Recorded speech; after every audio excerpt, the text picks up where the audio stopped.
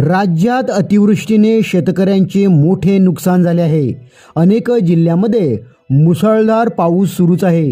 अशा वातावरणात आता भारतीय हवामान विभागाने शक्ती चक्रीवादळाचा इशारा दिला आहे।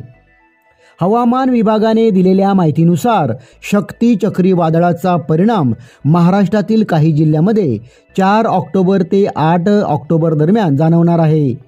कोकण किनारपट्टीसह पालघर जिल्ह्यात शक्ती वादळाचा तडाखा कसा असेल ते या व्हिडिओच्या माध्यमातून आपण जाणून घेणार आहोत।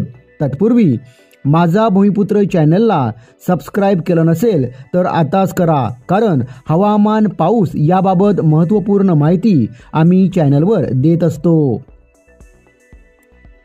हवामान विभागाने दिलेल्या माहितीनुसार दिनांक 4 ते 8 ऑक्टोबर या कालावधीत हवामानात मोठे बदल घडणार आहेत। दिनांक 3 ते 5 ऑक्टोबर या काळात उत्तर महाराष्ट्राच्या किनाऱ्यापासून दूर समुद्रात ताशी 45 ते 50 किलोमीटर वेगाने सोसाट्याचे वारे वाहण्याची शक्यता आहे। चक्रीवादळाची तीव्रता व मार्ग बदलल्यास वाऱ्याचा वेग आणखी वाढू शकतो।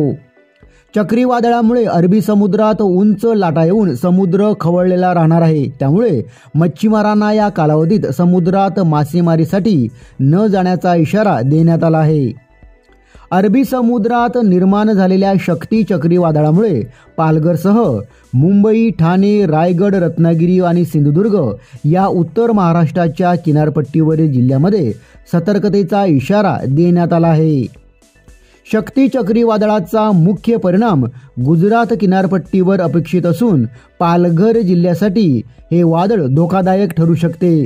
वाऱ्याची तीव्रता पाहता मच्छीमारांना समुद्रात न जाण्याच्या सूचना देण्यात आल्या आहेत।